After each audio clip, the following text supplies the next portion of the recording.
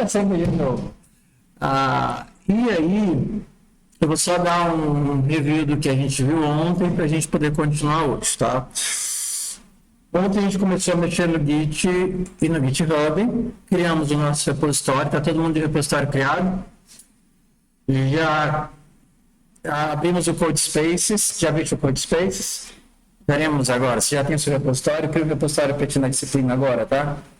Entra lá no GitHub, abre o repositório.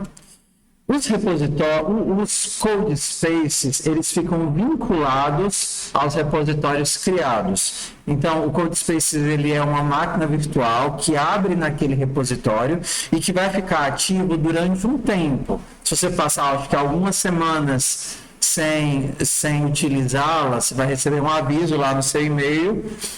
E se você continuar sem utilizá-la, você vai ter sua máquina virtual desligada. Então, você precisa ter algum nível de atividade nela. Mas pensou, e se eu não for mexer? Você faz o push, salva tudo que você fez, e aí não tem problema nenhum você finalizar o seu repositório. Deixa eu aqui achar meus repositórios. Todos os meus repositórios, cadê? Não estou achando. Quero achar todos os meus repositórios.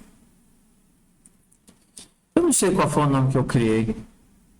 PO 2024. PDD. Ou é esse daqui? Acho que foi esse daqui, PO 2024, tá? Aí a gente vem aqui em Code. Pronto. A gente vê aqui Code e ele já mostra que existe um CodeSpace nesse branch, vinculado a esse branch. Aí só clicar no CodeSpace que você já criou e ele abre. Se você nunca criou nenhuma máquina virtual, assim que você criar o repositório, lembre de marcar adicionar o README no repositório. Quando você for criar um novo repositório aqui, cria novo repositório. Aí coloca aqui o nome que você quiser, deixa como público e adiciona um README e criou o repositório. Quando você criar, aí você vem aqui pela primeira vez em Code e clica em criar CodeSpace. Eu acho que é esse o nomezinho que aparece. E aí na hora que você mandar criar CodeSpace, ele vai carregar o VS Code online para você com... Literalmente é o VS Code, com as extensões do VS Code, os atalhos do VS Code, a visão do VS Code o VS Code. Só que ele não é apenas para edição, você ainda pode instalar pacotes, remover pacotes, configurar toda a tua máquina virtual, porque ela é uma máquina virtual. E essa máquina virtual, ela está vinculada, vendo o conteúdo do repositório. Ontem, com os meninos, eu vi os comandos básicos de adicionar, fazer commit e fazer o push. Alegria tê-lo aqui, jovem mancebo. Sentados na sua cadeira para começarmos a aula.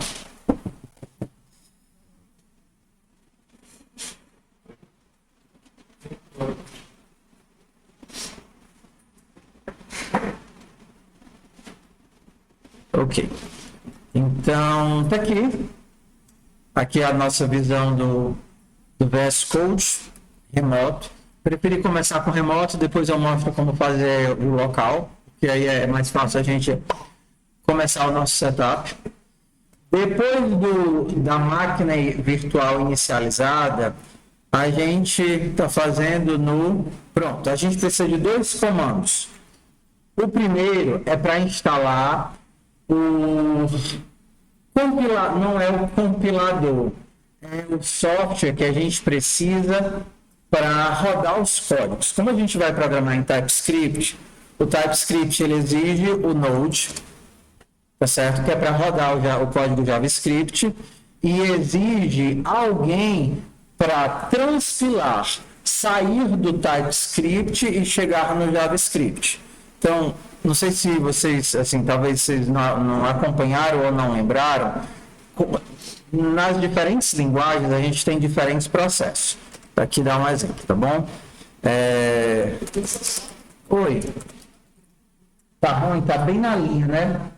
Tudo bem, mas assim, é um mal que não tem como resolver. O que eu posso fazer é cair, sempre que eu bater na linha vocês me avisam, e aí eu desço um pouquinho para não ficar... Eu tenho que lembrar de pegar um durex e botar aqui justamente onde eu não posso escrever na minha tela, ou riscar com o pincel. Tá. Então vamos lá. Linguagens. Só para a gente poder lembrar, tá? Linguagens.txt. Então eu vou descer aqui para baixo da linha. Tá. Existem linguagens compiladas, como por exemplo C e C++. Nessas linguagens você tem o código-fonte, e aí o código-fonte ele é compilado, e esse processo de compilação gera um executável que é dependente de plataforma. Então você tem um processo de compilação que ele é demorado, mas depois que você tem um executável, ele já roda naquela plataforma, e a plataforma ela é dependente de plataforma. Então, se você compila uma coisa para o Linux, ele não vai rodar no Windows. Se você compila para 64 bits, não vai rodar em 32, tá? A gente tem os códigos como o JavaScript e o Python, que o código-fonte é interpretado. Tá? Então a gente não tem esse processo de compilação, a gente tem um interpretador. O interpretador pega linha após linha e vai entendendo o que a linha pede e realizando, entendendo o que a linha pede e realizando. É a vantagem. A vantagem é que é muito mais fácil criar programas parciais ou ir testando situações num código desse que é interpretado. E qual é a grande desvantagem? Você perde aquela poderosa camada do compilador que verifica se tudo encaixa. Então, normalmente, é mais difícil de você verificar ou validar linguagens interpretadas. Aí você vai precisar de toda uma técnica de programação própria para elas, que faça cobertura de código, cobertura de teste, porque você perde um pouco dessa camada de verificação. Tá?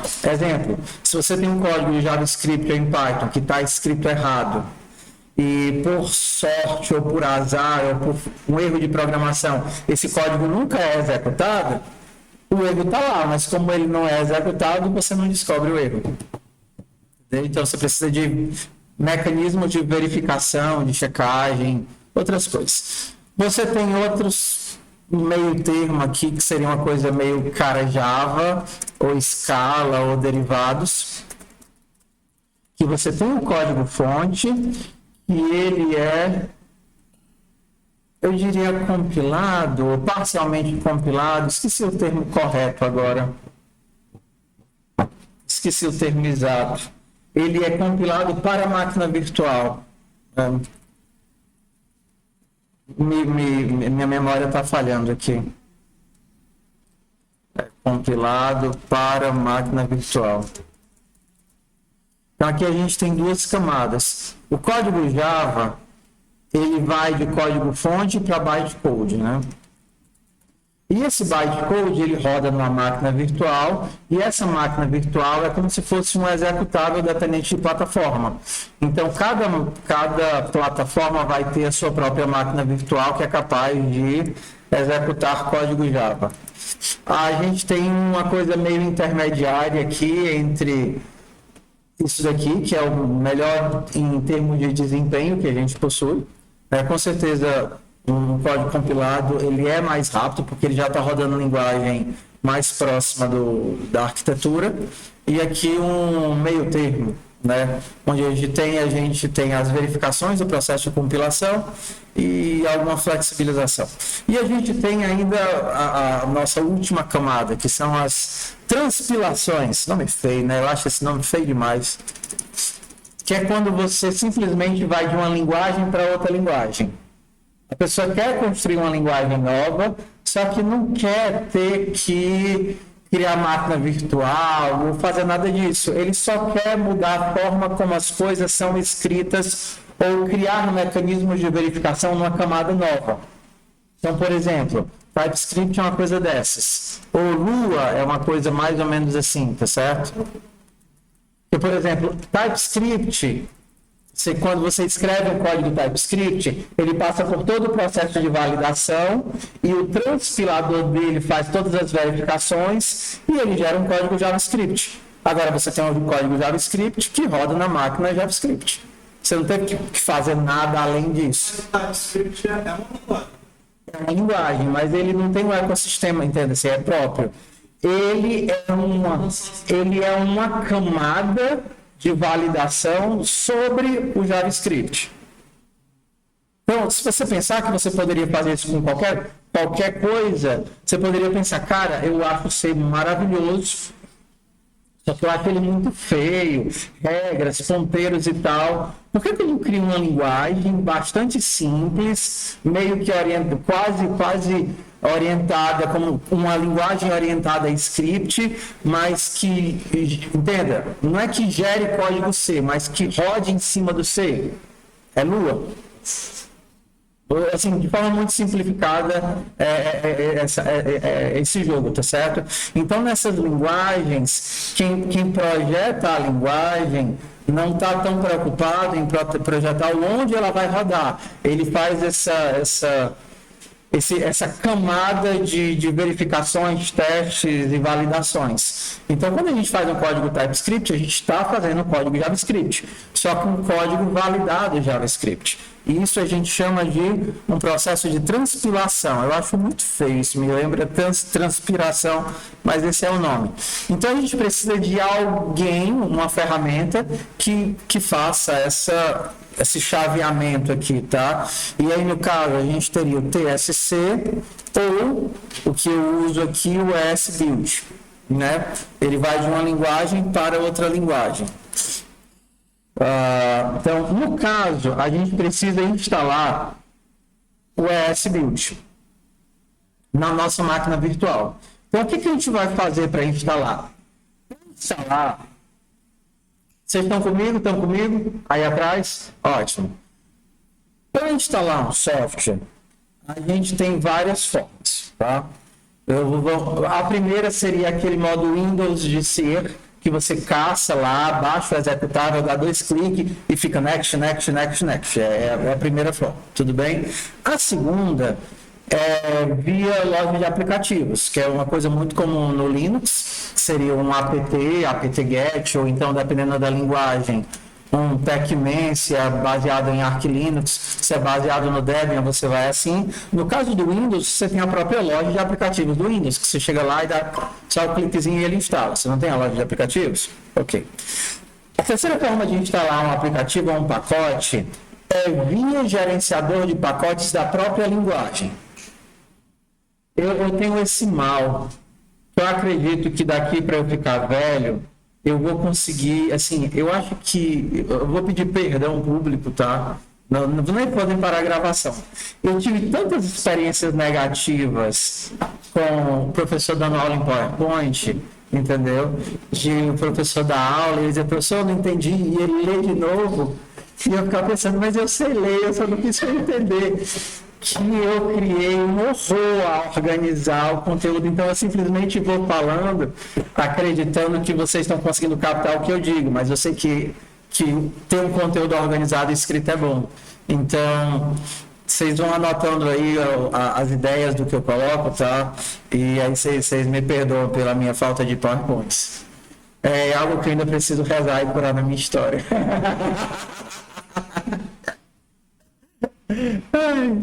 Então vamos lá. Vamos lá, vocês acompanham comigo. Qual foi a primeira forma que eu falei que dá para instalar alguma coisa? Baixa e instala. Segunda forma, via as lojas de aplicativo, né? Ou seja, os repositórios oficiais do sistema operacional que você está.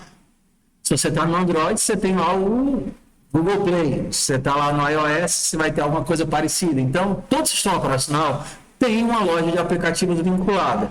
No caso do Linux é a mesma coisa, cada tipo de Linux vai ter uma loja de aplicativo. E a terceira, que talvez vocês não usem, mas que existe, são os sistemas de pacotes das linguagens. Bora lá. Cada linguagem tem um sistema de gerenciamento de pacotes. Não obrigatoriamente todas, mas as principais. Por exemplo, se você vai desenvolver um código em Python, já existe uma carrada, para falar um negócio bem cearense, uma carrada de bibliotecas feitas em Python para ajudar as pessoas a desenvolverem esses pacotes. Você não tem que fazer tudo do zero. E normalmente essas coisas, são realizadas ou são construídas através de uma teia de dependências. Então, quando você está fazendo o seu projeto Python, você diz, olha, eu estou usando esse pacote a partir da versão tal, esse pacote a partir da versão tal, esse pacote a partir da versão tal. E quando você instala, ou quando você vai programar, assim, você é desenvolvedor, você vai programar esse software, você já carrega ou baixa junto com você toda essa teia de dependências que está vinculada ao projeto que você está trabalhando. Por exemplo, no Python, a gente tem o pip. Então, usando o pip, que é o gerenciador de pacote do Python, você pode instalar um zilhão de softwares diferentes feitos em Python. Já que caçar alguma coisa genérica, sei lá, assim,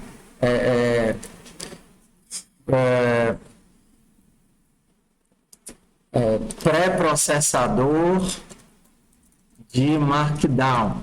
Você quer uma coisa, pré-processador de Markdown em Python. Ó. Deixa eu ver aqui se pip. Markdown PP.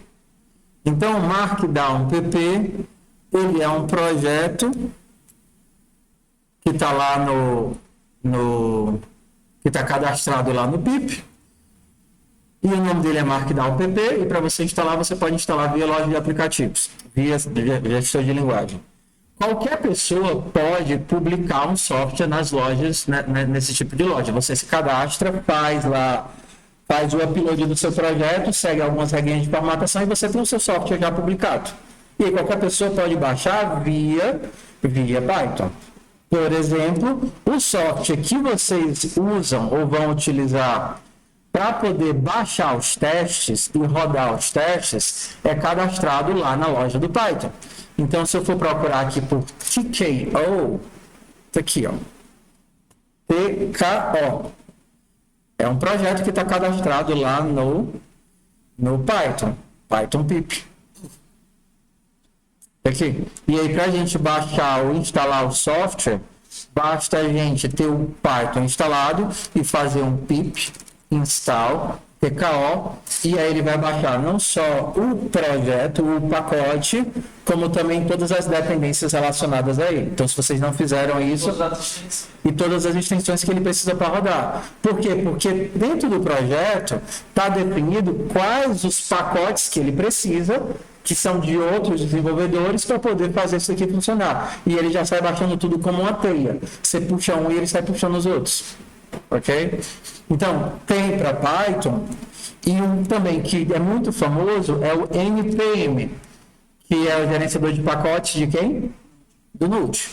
Então, sempre que você vai trabalhar num projeto, você vai precisar de muitos pacotes do Node, um para fazer autenticação, outro para isso, outro para aquilo, outro para trabalhar com não sei o quê. E aí, quando você define seu projeto, você faz lá os requisitos e as versões, e quando você cria o projeto, instala o projeto, vai subir o projeto, ele carrega todas as dependências para garantir que tudo funcione direitinho.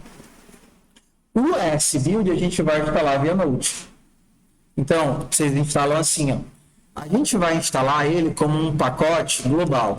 Então, a gente vai fazer um npm install -g para dizer que não é local, não é na pasta, mas é para todo o sistema. SBuild. Isso eu posso fazer Em qualquer canto. Entendeu? Porque se você não coloca o "-g", ele instala na pasta local, como se você estivesse instalando só para aquele projeto que está naquela pasta. Quando você coloca o "-g", você manda instalar para todos os projetos daquele sistema.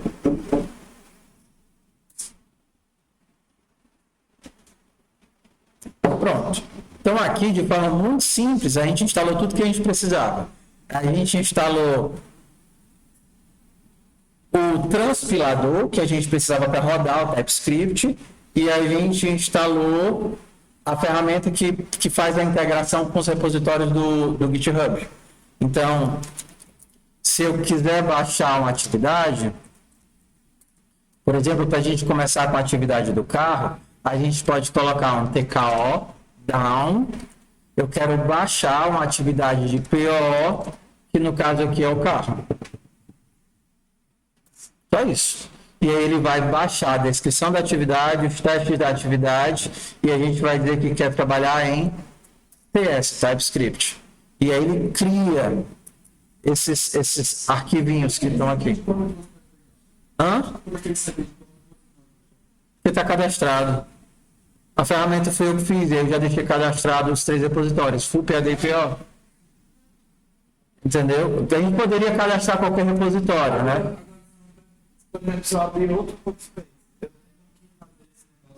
Se você abrir outro code space, você está criando uma máquina virtual do zero. Aí você tem que colocar as ferramentas, senão você não vai conseguir rodar. Aí você precisaria minimamente do TKO para baixar as atividades e do S-Node para rodar TypeScript. Se você fosse fazer em Java, aí você não precisaria de nada porque ele já vem com o Java instalado. Entendeu? Ou se você fosse fazer em C ou C++, ele também já vem com o GCC instalado. Então você não precisaria instalar em nada. Só que como a gente vai fazer em TypeScript, o TypeScript não vem pré-instalado, a gente tem que instalar o TypeScript. Entendeu? O que a gente está fazendo é configurar a máquina virtual. Tem, se não instalou, tem que instalar, porque senão você não consegue baixar. Não, é pelo pip. Assim, ó. Pip install TKO. A ideia de montar tudo isso é fazer com que o setup seja o mais fluido possível, nada muito demorado para a gente já começar programando de cedinho.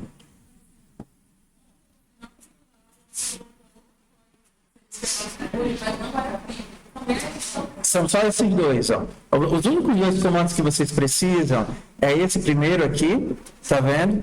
E o segundo que seria o npm install -g sbuild. Que eu tinha esquecido do -g, aí não estava rodando certo. Mas o -g ele instala o sbuild dentro do escopo global.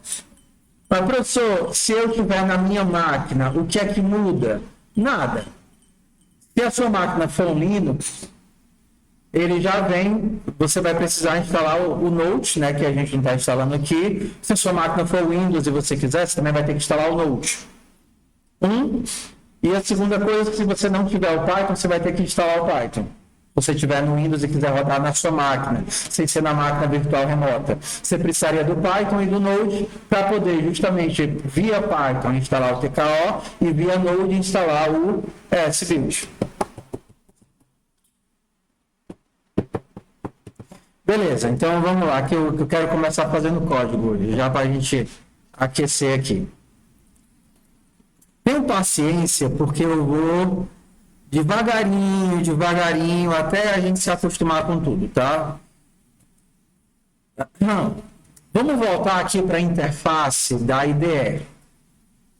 A IDE, ela tem alguns componentes que é interessante que nós prestemos atenção.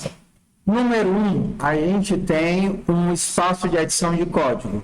Ok, é óbvio, mas a gente vai falar de tudo. Número 2, a gente tem um terminal integrado, bem aqui, que é onde a gente pode dar comandos. Número 3, a gente tem essa barrinha aqui de acesso rápido, que a gente vai ter o navegador de arquivos, o search global, diga. Tu não conseguiste instalar? Eu não instalei.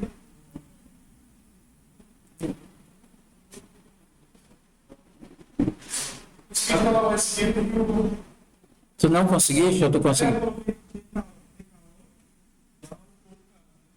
Certo. Aí ele não criou? Já instalou? Tá, eu olho aí. Baixem a atividade do carro, tá? Se tudo deu certo, tentem baixar a atividade do carro. Baixem a atividade do carro e olhem para ela. Não. Então, vamos lá, o que é que a gente tem aqui de comandos.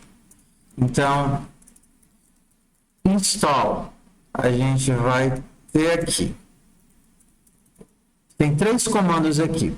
pip install tko, a gente tem npm install -g sbuild, aqui é o setup, e aqui para baixar o carrinho, a gente vai ter tko down po carro. Se você quiser lá setar a linguagem de partida, -lts.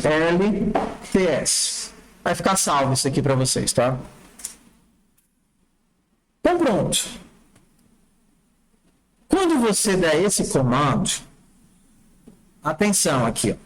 Quando você der esse comando, eu até tenho que mudar isso. Ele vai baixar a pasta com as definições do projeto onde você está dando o comando. Então, se eu estou bem aqui, ó, e eu der esse comando de baixar o carro, ele vai baixar exatamente aqui onde eu estou. No caso aqui é o root. Então, ele vai baixar o carro. Como ele achou que já tem uma pasta carro, ele vai perguntar se eu quero outra linguagem, e aí ele não mudou nada porque não tinha o que mudar, tá? Se você tiver em outra pasta, por exemplo, eu vou entrar na pasta do carro, como é que eu mudo de diretório? Mudar de diretório é aquele negocinho que roda. CD, meu povo. É igual, pai, vocês nunca viram CD na vida, não? CD, POK. Não, professor, eu sou da época do Spotify. Só por curiosidade, quem é que já viu um DVD? Vocês tinham DVD? Alguém pegou o tempo do VHS? Pegaste o tempo do VHS? O VHS, dá pra gente dar um time, tá? Era um trambolho assim quadrado, que o filme, ele vinha, é como se fosse uma fita cassete, né? Só que gigante. Aí eu lembro que era legal, a gente ia lá na locadora e era gigante, a gente escolhia os filmes e pegava o VHS e levava para casa. Aí você apertava o botãozinho, você empurrava ele dentro da máquina de VHS e assistia o filme. E era legal que se você não rebobinasse, você pagava R$1 a mais na locadora. Porque quando você terminava de assistir, você tinha que botar para o FF, não, FF é para cima, né? FF é para frente. RR, né? Para voltar, e você rebobinava o filme todo, e você via o filme, e aí quando terminasse de rebobinar, você pegava a fita e devolvia. Era massa. Que loucura, né? Como é que tanta tecnologia já se tornou praticamente esquecida em tão pouco tempo. O que nós teremos daqui a 30 anos? Que loucura. Ainda vão perguntar, vale, vocês eram da época do pendrive? Você só usa pendrive hoje para poder instalar um sistema operacional. Né? E quando não tem sistema para instalar remoto, que daqui a pouco já vai ser a regra. Cara, muita loucura. Estamos num tempo de ouro. Eu acredito que não tem como continuar, e é meu chute, tá? Eu devia ficar parando a aula, porque é um saco, cara que tá assistindo a aula remota que chega nessas horas assim, vai dizer, pô, eu vim assistir a aula, o cara passa 10 minutos conversando besteira.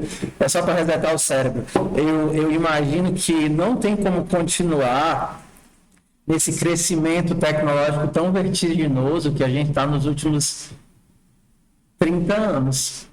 Porque durante milhares de anos a humanidade evoluiu assim de formiguinha, né?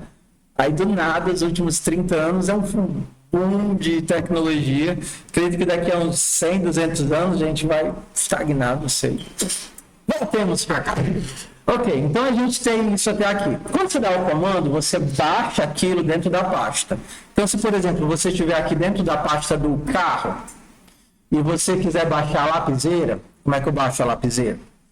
Se você já aprendeu.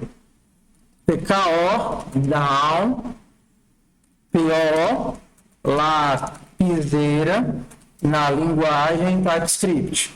Beleza, você baixou a lapiseira.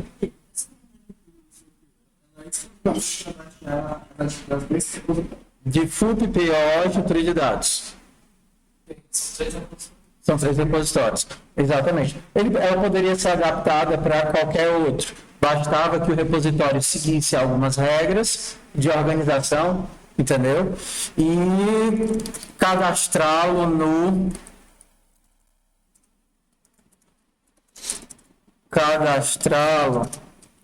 Não, abri errado. É aberto. Uhum. Tá lá no GitHub. Cadastrá-lo. Vamos ali, ó. Cadastrá-lo em algum. Tem um local que cadastra os repositórios, entendeu? Mas como ninguém se manifestou interesse, ela está aqui. Ela só serve para fazer isso e baixar e está pré-configurada para as linguagens para poder rodar. Então vamos lá. Quando a gente mandar mostrar, vocês vão ver que sem querer a pessoa colocou a lapiseira dentro do carro, tá vendo? Porque quando ela deu o comando de baixar a lapiseira, ela estava dentro da pasta do carro. Se eu desse aqui um tree, ele mostraria as seguintes configurações. Ó. Você está aqui no root, aí você tem o carro e dentro do carro você colocou a lapiseira. Então é só movê-la para fora. Eu posso mandar mover. O move no Linux, o MV, ele serve para 2 coisas. Mandar uma coisa de um lugar para o outro, mas também renomear aquilo. Então, se você quiser. Tá? Então, eu posso mover o que está dentro de PO carro, PO lapiseira para cá. Estou mandando a lapiseira que está dentro do carro para cá, que é o root. Então, eu acabei de colocar a lapiseira aqui no mesmo nível do... Hã? É porque ele baixa aonde você deu o comando. Se você estava no root quando deu o comando, ele baixa para o root. Só orientando, professor, eu baixei e eu não acho a atividade que eu baixei. Entendeu? Por isso que o terminal ele é muito dependente de pasta. Por isso que é importante você olhe para cá quando dê um comando para entender onde é que você está dando o comando. Aí, por exemplo, a pessoa vai dizer assim, professor, eu não consigo rodar o exercício. Eu estou dando o comando que o senhor falou, run, estou passando os testes, estou passando o carro, o draft.ts, e ele não acha nada. Por quê? Em que pasta você está? Ah, eu não estou na pasta do carro. Então, ele não vai achar os arquivos. Então, os comandos que são dados no terminal, eles exigem que você dê para ele o endereço do arquivo. Então, ou você faz o comando completo, o arquivo está dentro da pasta PO, carro, cases.pio, e a resolução está dentro da pasta PO, carro, draft.ts, ou seja, eu estou dando o caminho completo até chegar lá. Você poderia fazer o comando de fora da pasta, mas você precisaria fazer o caminho completo até chegar nos elementos que você deseja. Entendeu? Ou então você entra dentro da pasta e dentro da pasta você consegue ver os arquivos aqui. Então você poderia dizer, olha, eu quero rodar e para rodar um teste você precisa de 2 coisas. Do arquivo com as entradas e saídas e do seu código que resolve o problema. E aí no caso, o arquivo com as entradas e saídas é o arquivo de casos, os inputs e outputs do teste, por isso que é TIL, inputs e outputs do teste, e o teu arquivo de solução, que pode ter qualquer nome. Então, esses arquivos, tanto faz o nome deles, mas você tem que passar os 2, um arquivo de solução e um arquivo de teste. Daqui a pouco a gente vê a saída aqui. Se você quiser mudar de nome, você pode mudar qualquer coisa de nome. Ah, eu não vou usar draft, não. Eu vou trocar de draft para main. Tudo bem? Agora, quando você for rodar os testes, o teu arquivo de testes continua sendo o cases, mas o teu executável agora é o quê? É o main. Então, se você renomear, você tem que ficar, ó. PKO.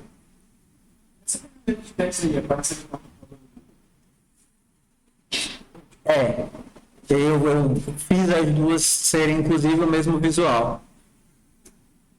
Elas têm a mesma carinha, né? Tá, vamos entender aqui, para você que nunca viu, o que é um teste. Você que nunca viu, você que não lembra. Existem dois. Eu acho que eu vou contratar um assistente, para quando eu for dando aula, ele anota nas coisas que eu falo, para eu saber o que é que eu dou na aula. Aí depois eu vou de engenharia reversa, criando as emendas das disciplinas. Eu estou com 10 anos e ainda não me acostumei a fazer emenda de disciplina. Acho que eu sempre levo fumo quando eles perguntam se eu dei emenda no primeiro dia de aula. Porque no fundo eu nunca sei o que é que eu vou conseguir dar na aula, porque depende muito da turma. Tem turma que a gente vai além do conteúdo e ainda faz trabalho extra, e tem turma que a gente vai lutando para terminar o obrigatório. Bora lá. Sim, tem 2 modelos de programação e eu trabalhei um pouquinho com vocês em FUP, um deles, né? Primeiro é o modelo de programação criativa, onde você pega aquelas ferramentas e sai construindo de acordo com a sua cabeça. Pô, eu queria fazer um patinho que fique indo para um lado para o outro. Você precisa das ferramentas. Como é que eu vou desenhar um patinho? Como é que eu vou mandar ele para um lado? Como é que eu vou mandar ele para o outro? E é ótimo isso daí. Só que meio que exige que a pessoa tenha desejo de construir. O que não é ruim, mas tem o seu lugar. E o outro, que é o que a gente vai usar aqui, é o modelo de programação competitiva. O modelo de programação competitiva, ele já tem uma entrada e uma saída pré-estabelecida. Ou seja, eu sei que se o primeiro jogar papel e o segundo jogar tesoura, o que é a saída obrigatória? Quem foi que ganhou? Se o primeiro jogar papel e o segundo jogar tesoura, no Jockey Pool. Quem ganhou, o primeiro ou o segundo? O segundo. Isso não muda, concorda? Então, isso é programação competitiva. Você vai dar como entrada as jogadas das pessoas e as saídas são obrigatoriamente aquelas, não tem meio termo. E o que é que você precisa fazer no modelo de programação competitiva? Implementar a caixa que pega as entradas e gera sempre a saída esperada. Quando você chega numa empresa para trabalhar como desenvolvedor, você normalmente vai trabalhar sempre num pedacinho do teu projeto, num pedacinho do teu software, que já está integrado com várias outras partes que você não vai mexer. E essas partes se ligam através de interfaces e se ligam através de testes. A tua obrigação é fazer aquele pedacinho funcionar bem, dado o fluxo de informação que você tem. Então, você interage com aquilo. É meio modelo de entradas e saídas. A vantagem desse modo de programação competitiva é que ele tem um retorno psicológico de aprendizado mais estável. Então, você sabe que conseguiu resolver o problema. Beleza, esse problema eu consegui resolver. E aí é por isso que a gente trabalha com ele na disciplina. Né? Porque vai de probleminha em probleminha, de pedaço em pedaço, você sabe, é legal, eu adquiri as competências necessárias para fazer isso daqui funcionar direito. Então, a gente tem para todos os projetos testes, tá certo? Os testes, eles se baseiam no modelo de entrada e saída, que seria um modelo de comandos. Quando você faz uma requisição, quando você trabalha web, você não está mandando para o usuário, para o back-end, os cliques do mouse, você não está mandando a interação do usuário, você está mandando texto, você está mandando requisições, você está mandando os dados que ele escolheu e você tem que devolver para o usuário alguma coisa. Então, o modelo HTTP é um modelo de comandos, é o cara dizendo, olha, meu nome é esse, minha senha é esse e isso, e eu quero ver os meus e-mails. Aí ele vai carregar, devolve para você todos os títulos dos seus e-mails. Aí você escolhe um e-mail e clica, e aí volta lá a requisição e diz, olha, ele quer ler esse e-mail. Aí você carrega todos os dados que estão vinculados a esse e-mail. Então é um comando e resposta, comando e resposta, comando e resposta. No software, não importa o quão complexo ele é, ele pode ser traduzido no modelo de comando e resposta. Vamos lá, exemplo. Quando você quer mandar uma mensagem, sei lá, quando você quer publicar um tweet, que nem... Como é que é o nome novo dos tweets? Não. X é a plataforma. É porque antes a gente tinha o Twitter e os tweets, que eram as mensagens.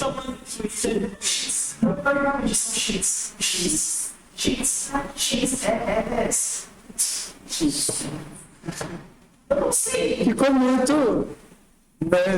Ficou feio. Eu imagino que talvez em inglês faça sentido, mas pra gente ficou muito ruim. Ficou X, X. Tudo bem. Então vamos lá. Independente disso, você tem um fluxo. Parte 1, você pede para o sistema cadastrar Davi com a senha tal. Isso é uma solicitação, ele vai dizer sim ou não. Beleza, estou cadastrado. Parte 2, você tem um comando, Davi seguir Francisco.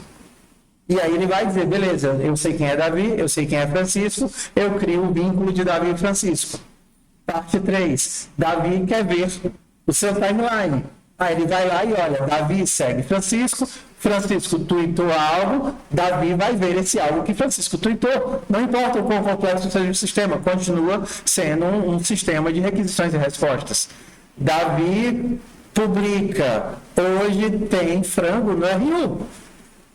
Isso ele vai ver, alguém segue Davi? Se alguém seguir Davi, isso vai para o timeline desse alguém. E aí, quando a pessoa pedir o timeline, isso vai aparecer no timeline dela. Oi? Pode ser. Pode, mas você imagina que em computação, qualquer nível de paralelismo ainda é feito com elemento a elemento.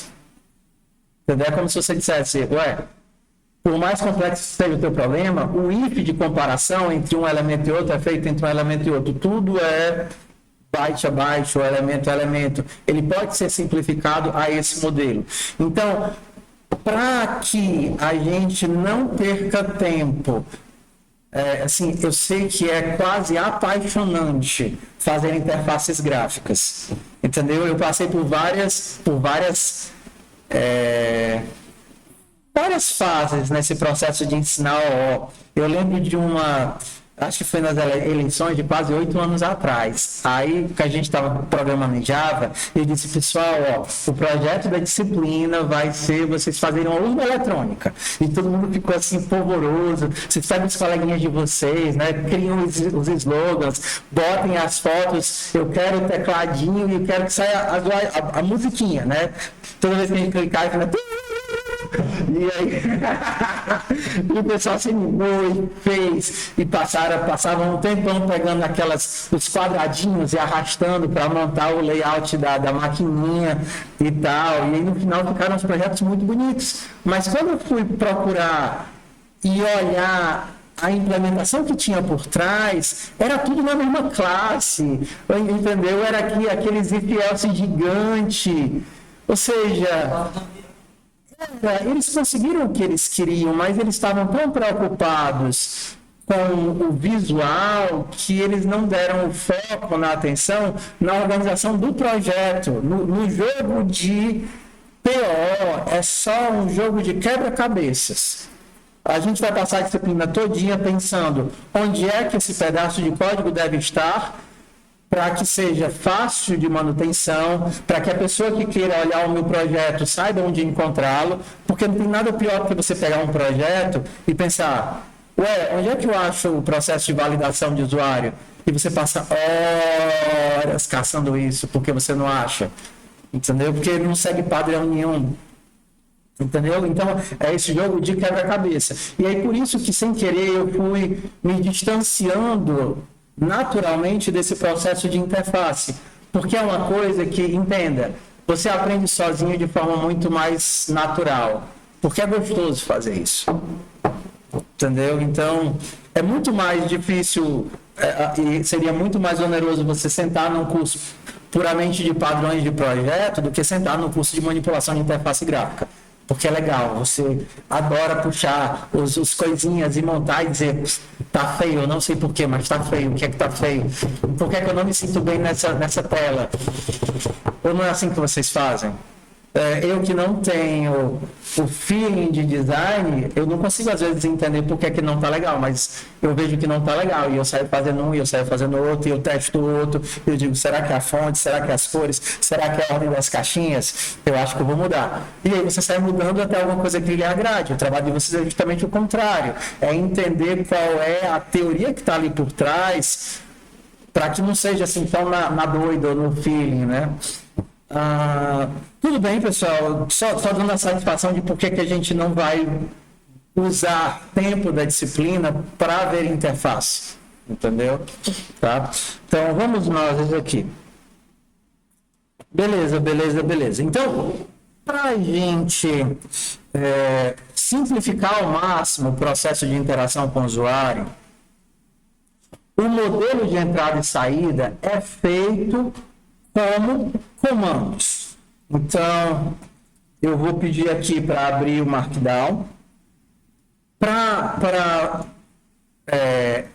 As descrições das atividades, elas são escritas em Markdown, tá? Então, se você nunca viu Markdown na vida, Markdown é tipo um modelo de... não é linguagem de programação. É um modelo de... Como é que é o nome que a gente chama? Modelo de linguagem de marcação, onde ele define os elementos visuais através de texto. Tá? Então, por exemplo, isso daqui diz que é um título de primeiro nível. Isso daqui diz que é uma tabela. Certo? Isso daqui é um link. Aqui é o texto do link. Aqui é o local para onde o link leva. Isso daqui é uma imagem. É um link com um asteriscozinho, com uma exclamação na frente. Então, esse daqui é o endereço da imagem. Esse é o título da imagem, para quem não...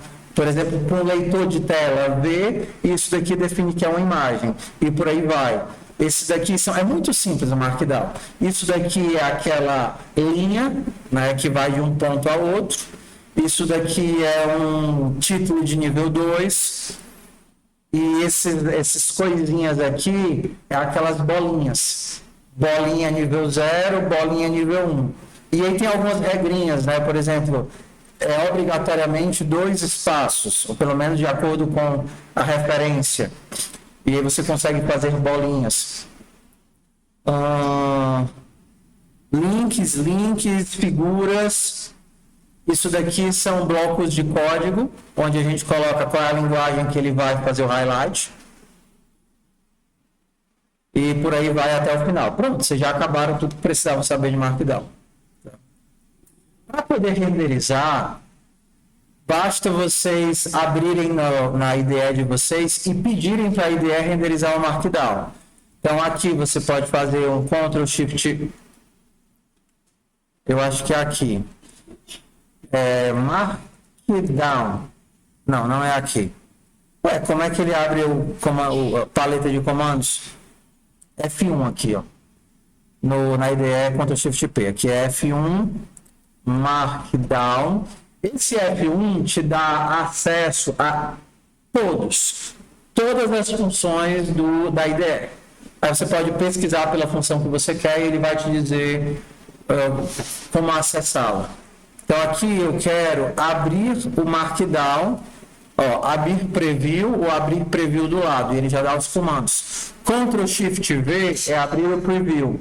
Então se eu estou aqui nesse arquivo de README, Ctrl Shift V, e ele vai renderizar o Markdown para mim. Aí ele carrega aqui bonitinho. Legal? Dentro da IDE. Então, tem o link aqui para o GitHub, tem os índices dentro do próprio Markdown. Então, se eu quero ir direto para os rascunhos, basta eu clicar aqui e ele vai me levar direto para os rascunhos. Tá vendo? Se eu estou aqui em cima e quero ir lá para o guia de solução, eu clico aqui, ele vai direto para o guia. Se eu quero ir para o Shell, eu clico aqui e a gente vai para o Shell. Então, para você entender os problemas... Vai, meu Deus, está gravando. Tá. Para você entender os problemas, a gente tem as 3 coisinhas, né? A gente tem os requisitos, que dizem ou descrevem textualmente o que é que o teu projeto deveria fazer, e é importante que você leia os requisitos, tá? Mas o mais essencial de tudo, a gente tem o próprio diagrama que descreve como é que ele vai ser implementado. Depois a gente volta para o diagrama. Mas o mais essencial do essencial é o processo de interação. O processo de interação é literalmente o que é que você tem de requisição e o que é que você tem de resposta. Porque se você entende a requisição e a resposta, você entende o que é que o teu sistema faz. E você não pode implementar uma coisa que você não entende como funciona. É impossível. Impossível. Ah, professor, eu tentei fazer aqui. Ah, meu filho, você entendeu o que é que ele faz? Não. Você implementou, eu fiz do meu jeito. Não é do seu jeito, querido. Você não pode implementar uma coisa que você não sabe como funciona. Então, vamos começar decodificando o modelo de comandos, tá? Então, aqui, a gente tem esse cifrãozinho, tá? O cifrãozinho, eles são sempre requisições. Quando a gente olha aqui no shell, o cifrão é requisição, o que é hashtag é comentário, e o que não é cifrão é resposta. Então, o teu sistema tem um comando de show, que ele mostra o quê? A quantidade de passageiros, a quantidade de gasolina e a quantidade de quilometragem. Eu peço paciência para o pessoal do semestre passado que já sabe disso, mas o pessoal que está vindo agora não sabe, então vocês sejam... usem de beneplácito para com eles, tá certo? Então aqui a gente tem uma solicitação e aqui a gente tem uma resposta. Então o show mostra o estado do carro. Eu mostro a quantidade de passageiros, a quantidade de gasolina e a quantidade de quilometragem. Aqui no show, agora a gente vai ter 2 passageiros, 0 de gasolina e 0 de quilometragem. Ué, porque aqui antes eu tinha 0 passageiros e agora eu tenho 2. Ué, por quê?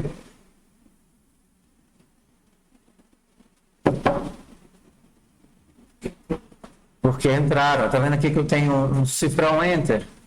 Então aqui eu tenho 2 comandos de entrar. O comando de entrar bota um passageiro para dentro do carro. E o que acontece se eu der um outro comando de enter? Ué, por que está dizendo que o limite de pessoas foi atingido? Porque se você olhar lá na descrição, nos requisitos, o nosso carro só suporta 2 pessoas. Ah, era para eu ler os requisitos? Os requisitos e o teste, eles se completam. Então, se você manda entrar, o teu comando tem que emitir um erro, dizendo que ele não é capaz de botar mais ninguém para dentro. E quando você mandar mostrar o teu teste, ou seja, é esperado que no teu carro tenham apenas 2 pessoas e não 3, porque se tiver 3 pessoas, está implementado errado.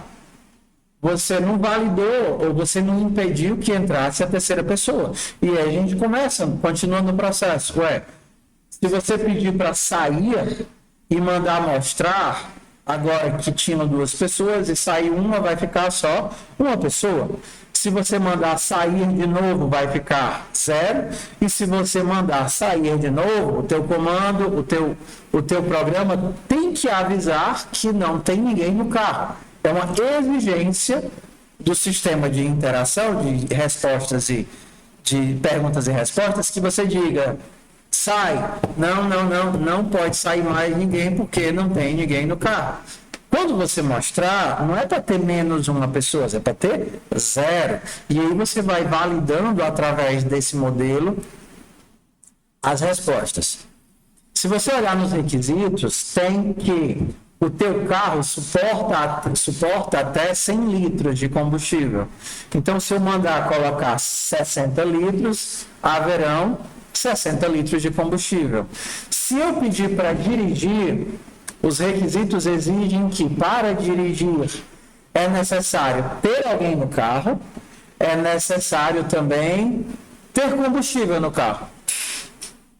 Então, se no teu carro não tem ninguém e você pede para dirigir, você tem que avisar que o carro não pode sair porque não tem ninguém no carro. Se você mandar botar alguém no carro e pedir para dirigir, o teu carro tinha, aqui para simplificar, é 1 km por litro. É um Fusca turbinado, tá? É um bebedor. Ele dirigiu 10 quilômetros, a gasolina, né, foi de 60 para 50 e a quilometragem de 0 para 10. Ok? Se você mandar abastecer mais 70, não. Se você pedir para dirigir mais 70, o teu tanque só te permite dirigir 50. Então você tem que avisar, ei, eu consegui dirigir 50 e o tanque ficou vazio. Se você pedir para dirigir 10, você não pode dirigir porque o tanque está vazio. Então, atualmente, você tem uma pessoa, 0 de gasolina e 60 de quilometragem. Você vê que os códigos de validação são todos simples. Aqui é só if else, if else, if else, if else. Só que você tem que organizar os seus testes de validação de forma que as mensagens de erro casem, as validações todas sejam feitas. Então, aqui é só um joguinho de quebra-cabeça. E aqui, se eu tentar colocar 200 de gasolina, o tanque não cabe 200, eu só posso colocar 100.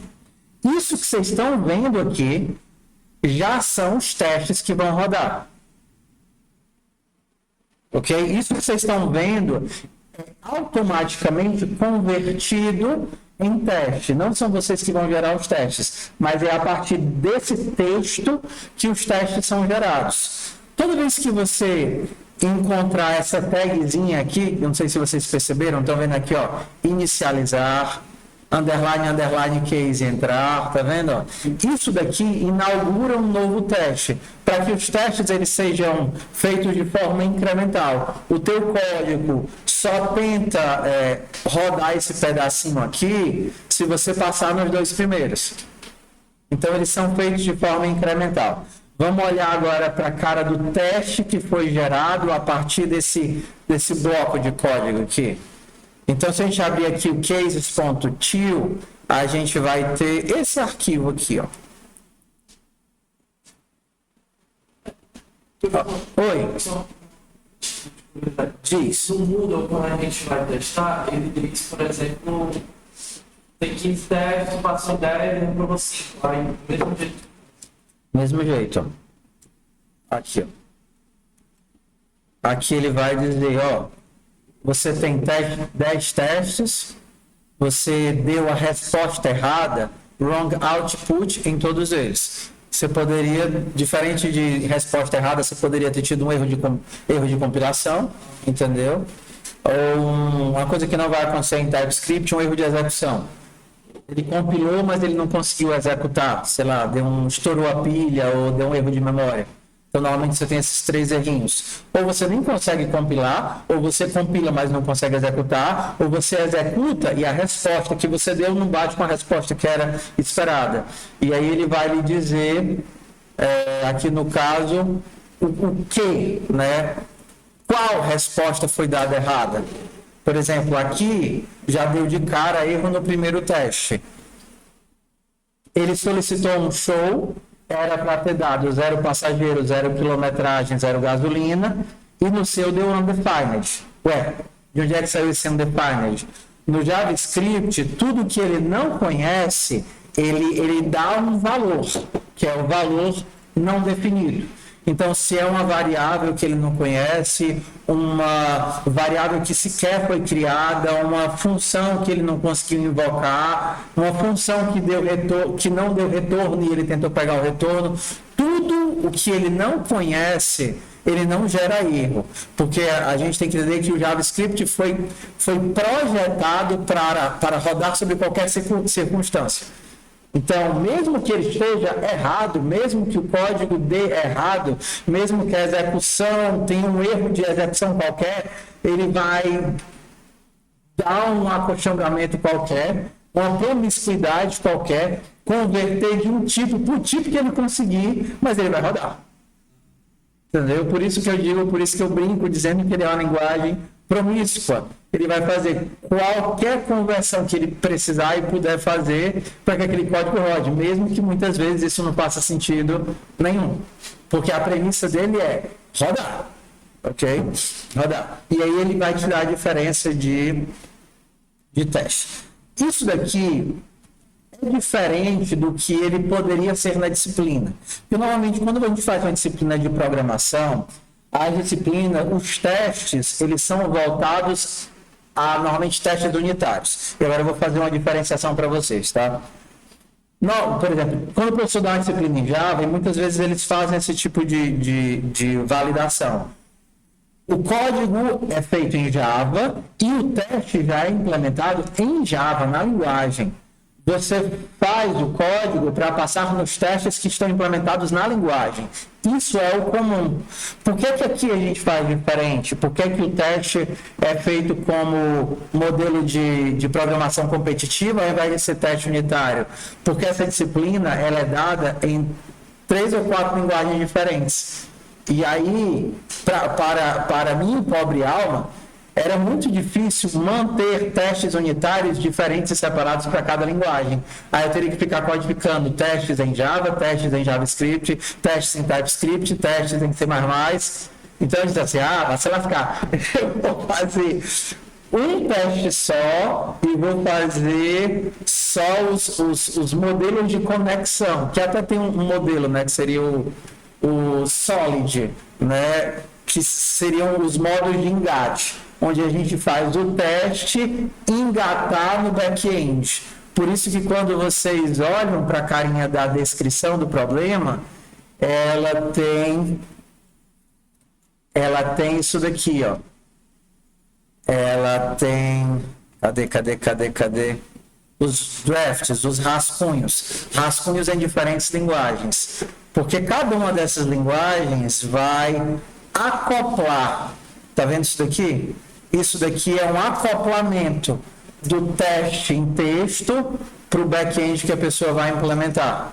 Seja em JavaScript, seja em C++,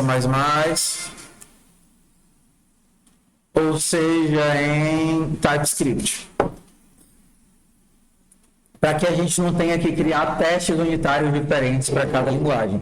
Só explicando por que a gente está rodando isso nesse modo não convencional, não usual de ser. Que não é comum, na realidade do mundo, termos campos temáticos com tantos cursos diferentes rodando na mesma disciplina. Entendeu? O que a gente vive em Quixadá é uma grande excepcionalidade. Entendeu? Então, assim, o que vocês têm aqui é muito difícil. Nem no Brasil é comumente replicado. Você tem uma coisa que tem 6 cursos de FUP, 6 cursos de PO diferentes rodando mais ou menos na mesma vibe. Não é comum. Tudo bem.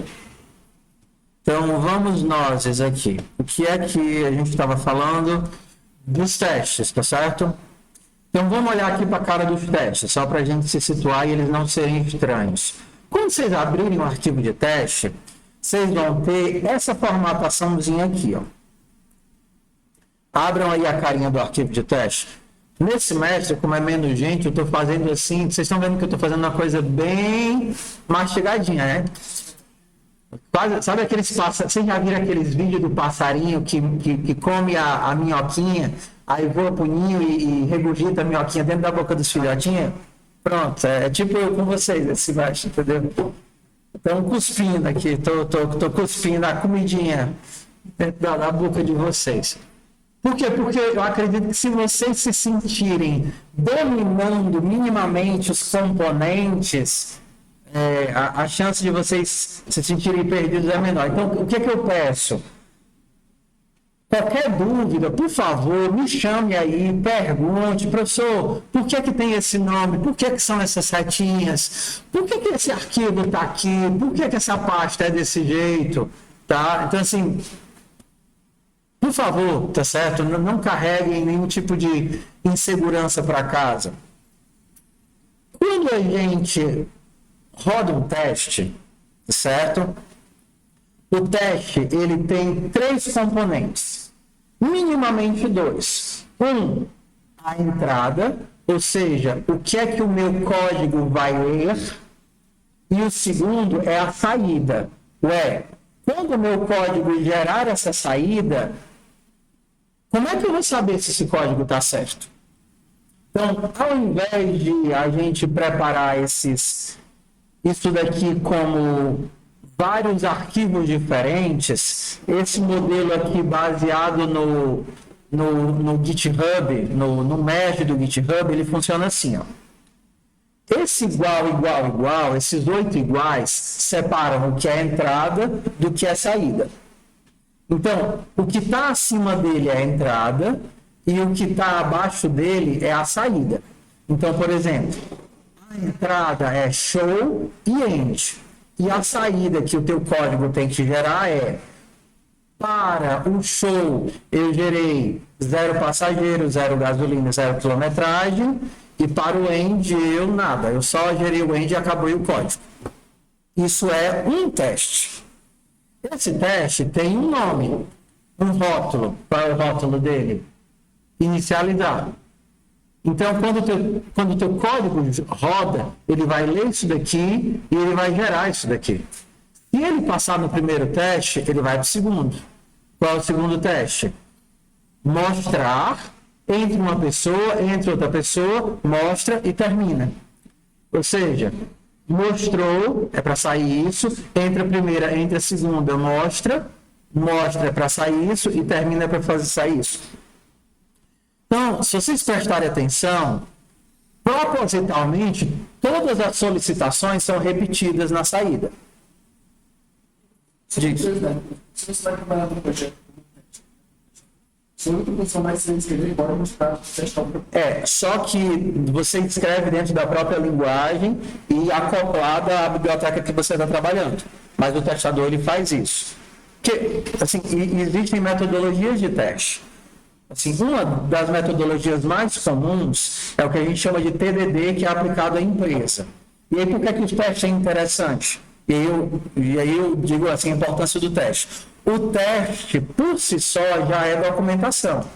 O teste diz o que é que o teu projeto, a tua função, o teu código, a tua interface tem que gerar quando aquilo for solicitado.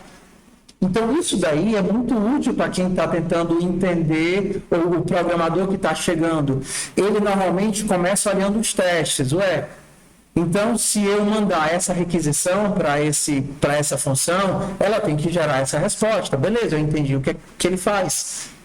E aí, o papel do testador, às vezes, o processo de teste, ele acontece antes da implementação. Qual é o sentido de eu gerar uma implementação se eu nem tenho clareza do que é que a minha implementação tem que fazer? Entendeu? Então, assim, existem níveis de teste. A primeira seria esse teste em nível de código. Então, normalmente ela é feita, às vezes, antes das implementações. O segundo seria o teste em nível de interface. O cara já tem algo funcionando e aí ele pensa, beleza, agora eu vou tentar pensar fora da caixa. O cara programou para fazer isso. Ele escreveu testes para verificar isso. E se eu quiser avacalhar? E se eu quiser tentar isso? E se eu misturar isso com isso? Então, esse seria um outro escopo de teste, que é onde a pessoa vai tentar pensar diferente do que o programador pensou para testar. E ele vai tentar quebrar o sistema. O objetivo dele não é só validar a entrada. É pensar em coisas que façam o sistema dar errado. Eita, e se por acaso eu fizer ao contrário? Ele não pensou nisso. Entendeu? E se eu, por acaso, ele não impediu de eu inicializar a hora. Será que ele está validando a hora direito? Eu vou tentar aqui validar a hora errada. Eu vou tentar jogar aqui uma hora diferente. Entendeu? Então, diferente do primeiro perfil de testador, o segundo perfil, né, o segundo grupo de testadores, ele vai pensar assim, eu vou setar a hora errada e eu vou mandar isso na requisição. Porque você tem que imaginar que as pessoas que trabalham no projeto, eles trabalham muitas vezes sem interação. Então, quando você desenvolve um módulo ou um código, você tem que desenvolvê-lo à prova de idiotas. Entendeu? Assim, não é uma coisa que você escreva da documentação. Por favor, faça isso, senão vai dar errado, porque o cara não vai ler a documentação. Entendeu? Então, você tem essas camadas aí de sistemas de teste. Entendeu? É legal, tem gente que trabalha só com teste, a gente gosta disso. Okay? Então, nesse modelo aqui, a gente está escrevendo esse nível de teste para rodar os testes, né? Para só validar que o nosso código funciona direitinho. E o teste nunca cobre tudo. Sempre que eu vejo, assim, é muito legal quando eu vou olhar os códigos de vocês, que o cara faz o negócio todo errado, mesmo assim funciona, e aí para mim diz assim, mas passou nos testes, por que está errado? Está errado porque está errado. Mas passou nos testes? Aí eu digo, rapaz, nem tudo que funciona está certo. Eles me dão um exemplo. Eu posso pegar um tijolo e dizer para minha mulher, ou você faz a minha comida, ou se não, ela vai fazer a comida, mas não é porque funcionou. Não é porque funcionou que está certo. E eu lembro que ainda existe o VSF, ou não? Você nem sabe o que era. Antigamente, eu acho que era a coisa do Facebook. Caramba, eu tô velho demais. Antigamente tinha um VSF Quixadá que o pessoal mandava as pérolas dos professores. Ainda existe isso? Você manda uma mensagem para ele. É no Instagram? E vai se fuder. Spotted, é? Legal.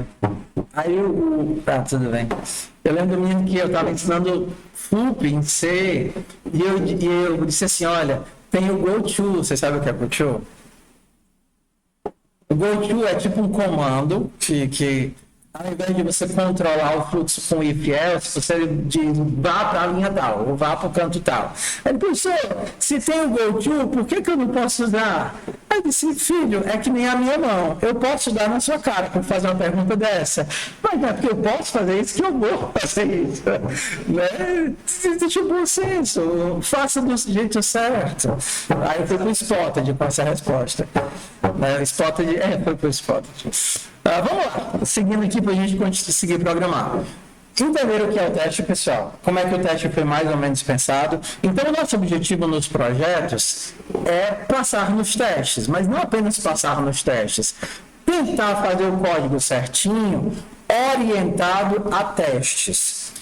E aí, eu quero que vocês parem o que vocês estão fazendo, que vocês olhem para mim, porque muitos de vocês cometeram esses erros. Look at me, please. Carência. Programar bem implica em programar certo. O teste, ele está aqui para lhe orientar a programar certo. O que é que eu vejo que boa parte de vocês fazem ou fizeram? Por insegurança, ao invés de fazer de pouquinho em pouquinho, errar e consertar e quebrar a cabeça para consertar o erro, vocês quando erravam e não conseguiam consertar o erro, continuava fazendo tudo que sabia. Aí ao invés de você ter um pequeno programa errado, você tinha um grande programa muito errado. Certo? Isso é horrível, porque aí quando você chega para mim com esse programa que tem erro em tudo que é canto, não dá nem para consertar. Então, número 1, uma meta de vida. Só continue implementando se você realmente precisa daquela funcionalidade. Senão você volta e conserta aquilo até passar no teste. Ok? É importante programar direito, aprender a programar direito. Se já está errado e você só adiciona mais código, você só cria um problema cada vez maior. Você chegar para mim e dizer, professor, tá aí, eu fiz tudo que eu sabia, é mesmo que nada.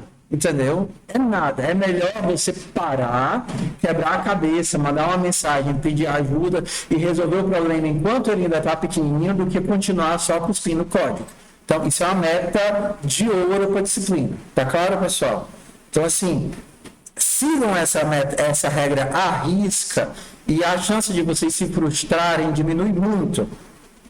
Porque na hora que der errado, você vai saber. Eu só vou seguir em frente quando eu conseguir resolver este pequeno problema. Ao invés de vocês estarem implementando códigos que vocês não estão tentando resolver agora.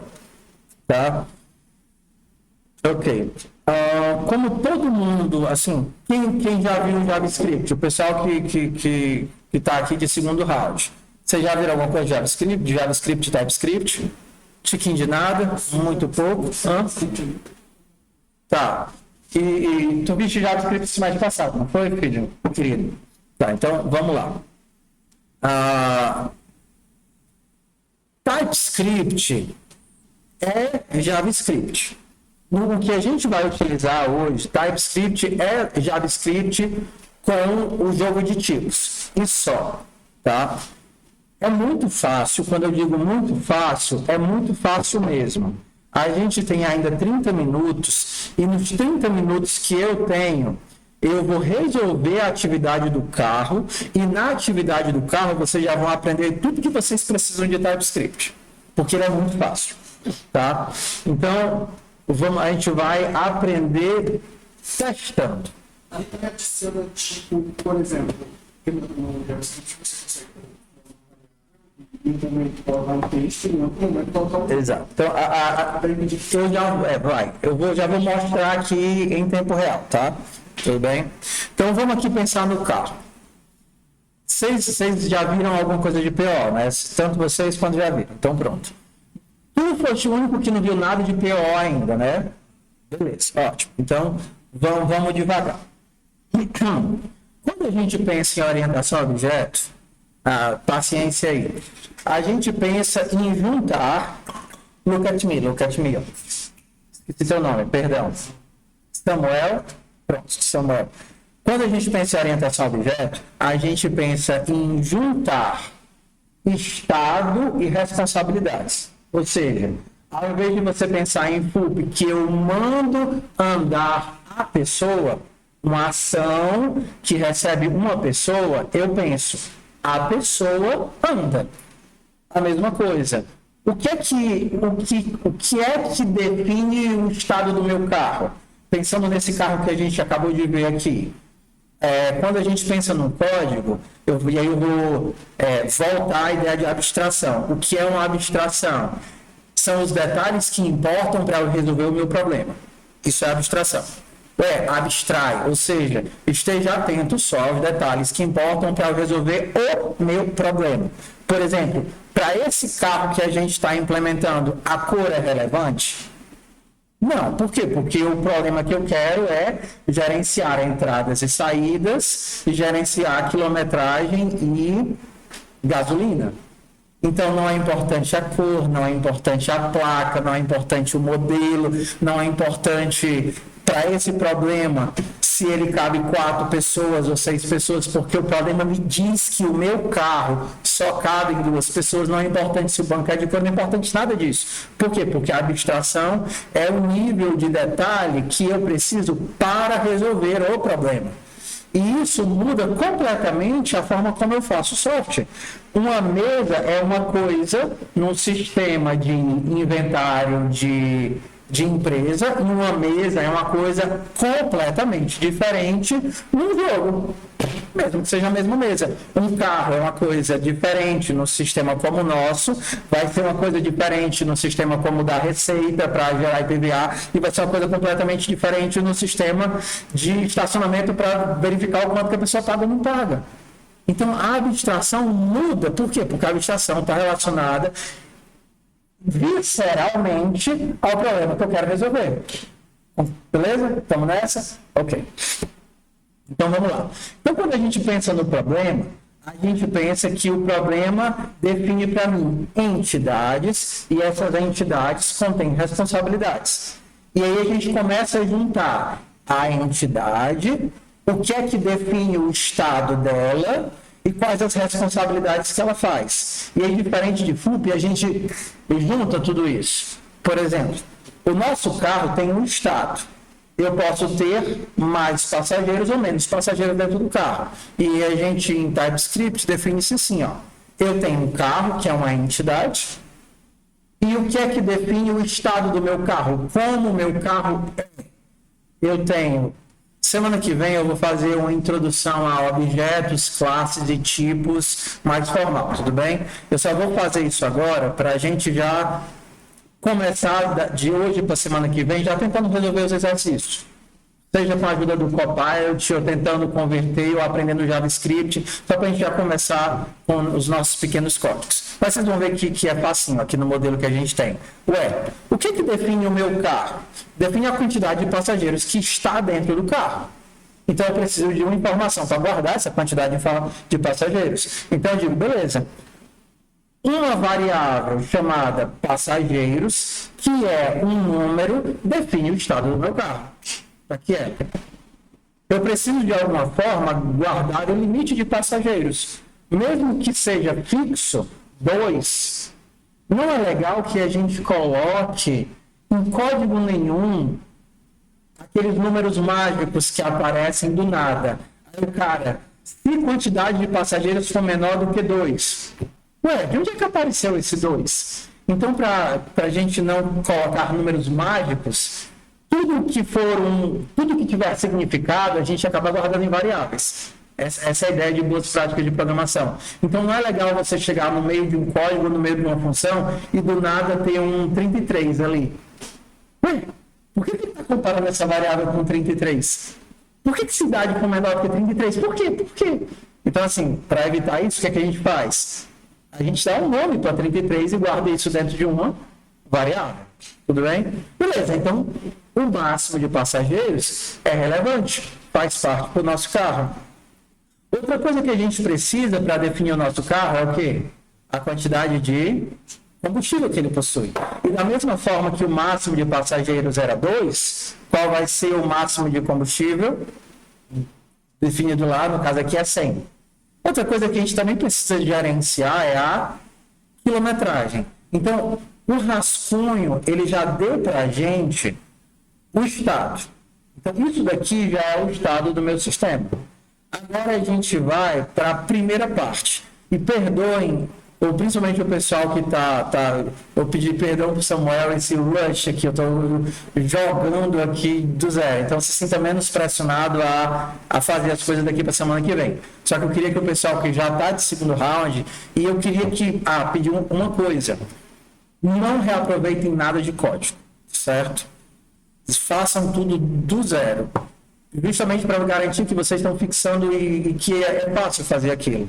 Mesmo que você já tenha feito, mesmo que você saiba, faça do zero, tá? Aí a gente vai aqui para as primeiras ideias. Ó. A gente tem uma entidade, um carro, aquela coisa que eu quero modelar.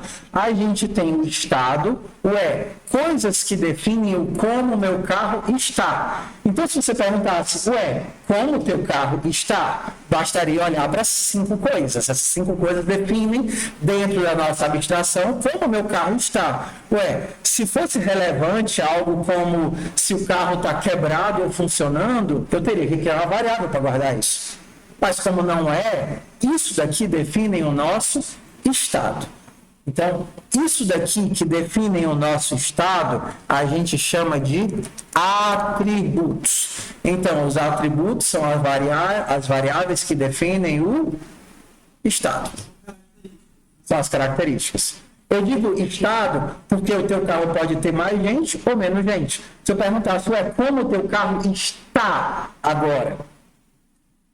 Olhar para as variáveis, que nesse caso a gente chama de atributos. Então, variável é um termo genérico, que a gente pode ter em qualquer lugar. Uma variável global, uma variável que chega num parâmetro, mas as variáveis que definem a situação, o estado, ou as características daquela entidade, a gente chama de atributos. Beleza? Para começar a aprender a orientação a objeto. Passo 2. O que é que o meu carro faz? O que ele faz? Quais são as responsabilidades dele? Então, aqui, de forma muito genérica, a gente diz, olha, o meu carro ele tem a função de botar uma pessoa para dentro, fazer um embarque de uma pessoa.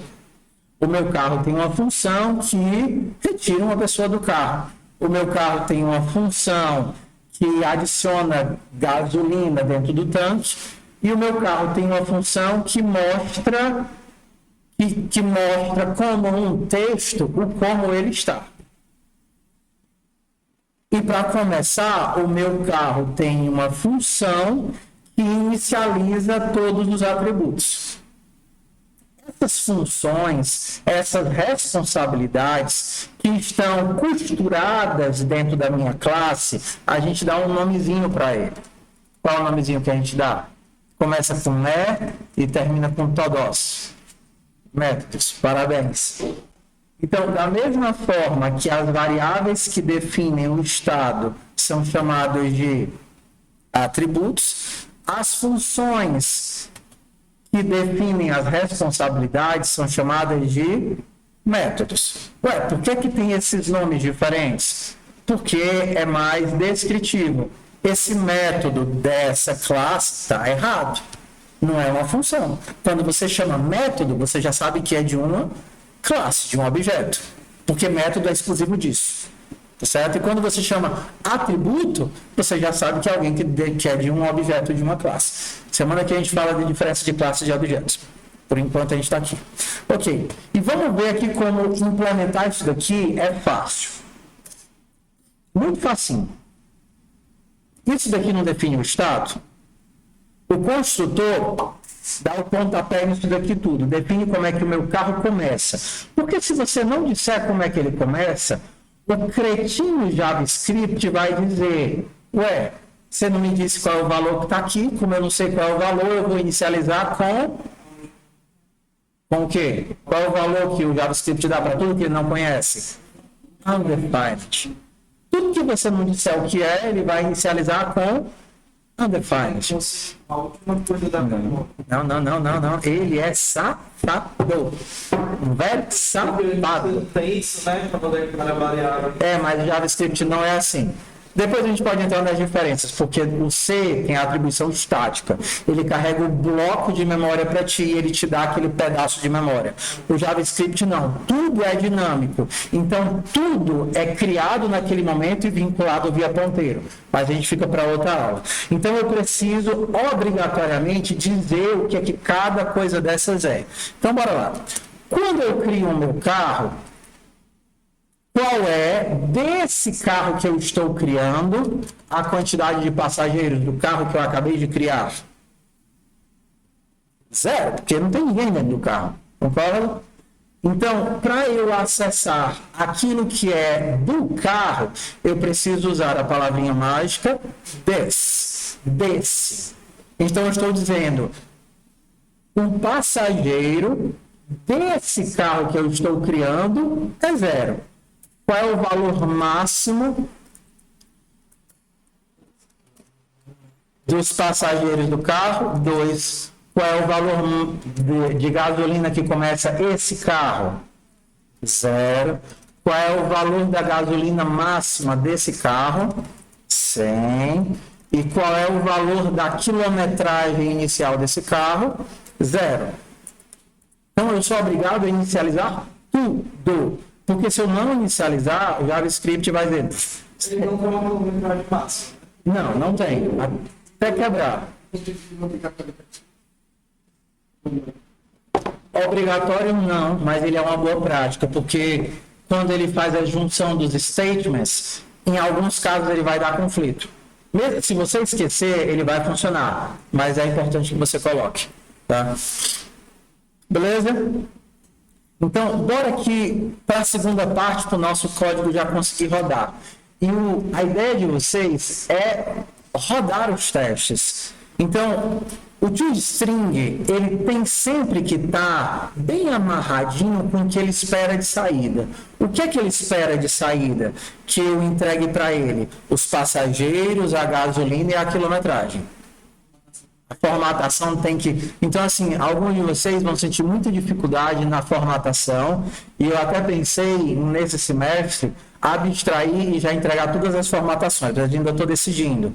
Por quê? Porque o Moodle, ou qualquer software desse, ele é burro, porém obediente. Então, ele vai simplesmente verificar caractere por caractere se você gerou a string que devia gerar. Então, a gente tem que pegar aqui, e aí você pode pegar direto nos testes. Ó. O que é que eu tenho que gerar? Eu tenho que gerar, blá, blá, blá, gasolina, passageiros e quilometragem. E aí a gente aprende aqui a primeira coisa do TypeScript. TypeScript ele tem um joguinho muito útil de substituição de variáveis. A gente pode fazer que nem no Java, aquele monte de mais, concatenando um monte de coisa, que também funciona no Python, mas tanto no Python, quanto no Java, quanto no Bash e até no C++, você já tem esse outro modelo de formatação de texto, que é o modelo de substituição de variáveis. E aqui ele funciona o seguinte, ó. Primeiro você vai meter uma crase. Quando você joga, ao invés de ser aspas duplas, é crase, é? Acho que é crase, né? Não é crase.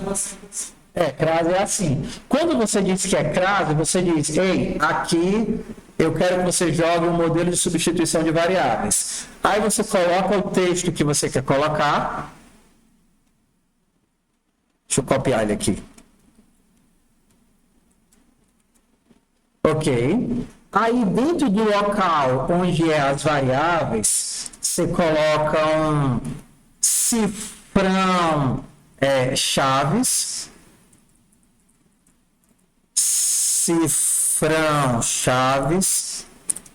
Cifrão chaves, beleza? E aí dentro dessas chaves você acessa a variável que você quer pegar o valor. Então aqui eu quero des.passageiros, aqui eu quero des.gasolina e aqui eu quero des.quilometragem.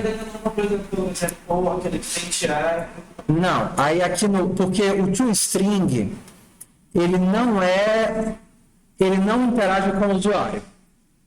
Aqui a gente está fazendo o back-end, então ele não faz print, a não ser que seja mensagem de erro. O toString está pedindo, ei, me retorna o equivalente a esse objeto como texto. Oi. O cifrão, ele é uma obrigação da linguagem. Ele diz, ei, isso daqui que eu estou te passando é uma variável. Então, ele é uma obrigação. Por exemplo, se você for para C++, ele não tem o cifrão. Se você está no Bash, aí ele tem o cifrão. Então, o cifrão é uma obrigação que o modelo de substituição de variáveis em string pede. Então, isso é uma coisa do TypeScript. Então, regra 1, tem que ser entre crases. Se for entre aspas duplas, como string normal, ele não vai fazer substituição. E número 2, tem que ser com a lógica de cifrão, abre chaves, nome da variável, fecha chaves. E aí, como que o string retorna isso, aí a gente dá um return nisso daqui. Se você der um print nisso, vai dar errado, porque isso daqui é back-end. Perdão, tá jogando, eu tô literalmente jogando a carroça em cima do boi, chicoteando o boi, tá? Então, semana que vem a gente faz com calma. Eu estou me usufruindo do fato de a maioria de vocês já ter feito PO e eu queria que vocês já comecem a programar daqui para semana que vem, para a gente já começar mesmo. Já fiz, então eu vou conseguir, vai dar certo. Tudo bem. Pronto, então a gente já tem o quê? A gente já tem o código que cria a variável, o meu objeto, e a gente já tem o código que transforma ela em texto. Se eu for voltar e rodar os meus testes, olha que legal, que bonitinho, ele passou no primeiro. Por quê? Porque ele conseguiu inicializar. Então, quando chegar aqui, ele já está indo para o próximo teste. Ele mandou entrar uma pessoa, mandou entrar outra pessoa. Quando pediu para ver como é que estava o meu carro, deu 0 passageiros. E era para ter dado quantos? 2. O que é que eu vou ter que implementar agora? O método é entrar. Aí você vai lá e... Show, irmão! Depois a gente se livra desses errinhos aqui, tá? Entrar vai ser o quê? Só socar o cabinho dentro. Vou jogar o pobre mancebo para dentro do carro. Ué, aí se você estiver muito ansioso, você implementa e testa. Ué, ele passou no segundo teste. Ele jogou a criatura para dentro do carro, só que agora ele falhou no terceiro teste, que foi o quê? Na hora que ele mandou 3 pessoas para dentro do carro, olha aqui o que é que o teste dá. Limite de pessoas atingidos e o teu não imprimiu nada. Então, aí você tem que ir lá na hora de entrar e validar. Ué, eu não vou sempre jogar a pessoa para dentro do carro. Primeiro eu tenho que testar o quê? E a quantidade de passageiros, se o desconto quantidade de passageiros for menor do que o máximo de passageiros, eu boto a pessoa, não é assim? Se não, eu aviso. Dou erro console.log, e aí o erro tem que ser exatamente igual. Então você copia lá do teste. Qual é o erro? O erro é falhou o limite de pessoas atingido. Aí eu posso só pôr um else, né? Pode só pôr um else aqui. Depois eu vou sugerir boas práticas para vocês, que é baseadas no modelo de... Tem um nomezinho para esse padrão de verificação de erros, meu pai. Cláusulas de guarda. Qual é a ideia? Ao invés de você pensar, que isso daqui, a gente vai, mesmo que eu fale 500 vezes, vocês vão continuar fazendo errado. E é natural porque a nossa mente quer primeiro fazer funcionar e depois ver se deu errado. Tá certo? Natural. Só que isso leva a códigos mais complicados, tá? Eu sugiro que vocês invertam a ideia. A ideia agora vai ser: você coloca para dar certo no fim e ele só vai dar certo se nada der errado. Então, primeiro, o que é que pode dar errado? Se a quantidade de passageiros for igual ao máximo de passageiros, deu errado, porque o limite de pessoas foi atingido, então eu aviso que deu errado e pulo para fora do meu código. Sabe por quê? E aí eu vou explicar agora. Quando você chegar um pouquinho mais na frente, que você tentar dirigir, para dirigir, um monte de coisa tem que dar certo. Para dirigir tem que ter gasolina, para dirigir tem que ter alguém dentro do carro, para dirigir tem que ter gasolina suficiente. Se você organizar assim, primeiro, tratando os erros, fica muito mais fácil. Porque você vê, tem alguém no carro? Se não tiver ninguém, não tem ninguém no carro. Retorna e terminou o teu problema. Ué, beleza, tem alguém no carro, tem gasolina? Se não tem gasolina, não tem gasolina. Retorna e acabou o teu problema. Então você começa a se livrar dos problemas aos pouquinhos, ao invés de ter que concatenar esse monte de coisa para garantir que funcione. Ué, para poder, sei lá, escrever, tem que ter grafite na lapiseira, o grafite tem que ser compatível, tem que ter grafite suficiente, porque se tiver só aquele toquinho na lapiseira, não adianta, você não consegue escrever, entendeu? Então, assim, se a gente mudar a nossa lógica para... Beleza, isso é a ação. E aí eu vou colocar tudo que pode dar errado como uma prévia, como uma verificação para dar certo. Códigos vão ser muito mais simples. Ok? E aí, se a gente coloca o return, a gente não precisa dos else's. Porque ele verifica se deu errado, avisa do erro e pula fora. Então, o nome desse modelo aqui de teste é cláusulas de guarda. É um modelo de programação. E aí, vamos ver aqui o nosso código. Roda o teste. Já passei em 3. Show. Ó. Agora, o que é que eu vou ter que implementar? Sair. Sair é muito parecido com entrar, né? Se fosse só para tirar a pessoa de dentro, a quantidade de passageiros diminui de 1. Então, se eu implementar e rodar, passei no teste do sair? Passei. Só que agora eu estourei. Estou tirando mais gente do que devia. Por quê? Porque eu tenho que evitar que saia gente quando não tem ninguém no carro. E aí eu vou lá e faço mais uma cláusula de guarda. Vamos lá, eu vou lá.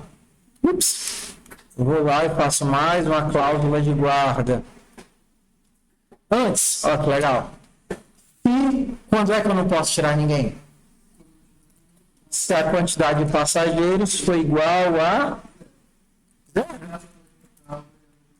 Console.log, não tem ninguém no carro e eu retorno. Então, assim, a quantidade de conhecimento da linguagem que a gente está usando aqui é praticamente nada. É só manipulação básica e fiel, vocês estão vendo? Então, assim, o que teve de novo aqui é esse toString. Vai ficar faltando um pedacinho, que era uma coisa do semestre passado, que eu acabei não consertando, que era o método dirigir. Que aí eu posso consertar e mandar para vocês aqui. O método é porque aqui vocês não estão vendo, mas a gente tem duas partes nesse código. A gente tem o front-end, que é quem interpreta os comandos. Vocês não estão interagindo diretamente com aqueles comandos de texto. Eles estão aqui sendo interpretados e vocês têm o back-end, que é o que a gente está implementando aqui, ó. Tá vendo? Então, por exemplo, a gente não tem o drive. E aí o drive exigiria que eu implementasse o back-end aqui. Então, o drive seria uma outra invocação. Se a pessoa me pediu para dirigir, eu vou chamar o método drive e vou passar para ele o parâmetro que ele me deu, que é quantos quilômetros ele quer dirigir. Não vou falar disso hoje, tá? E eu até mando o código atualizado para vocês. Mas só porque eu quero terminar alguma parte desse código aqui. E o método drive, ele recebe uma distância. Ele não retorna nada e ele faz alguma coisa. Tudo isso daqui está casado com o diagrama de classes que a gente tem aqui, ó. E aí, semana que vem eu falo do diagrama.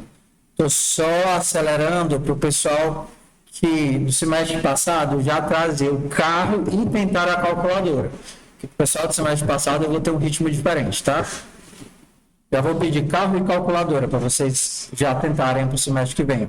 Então, vocês têm aqui, ó, passageiros, gasolina.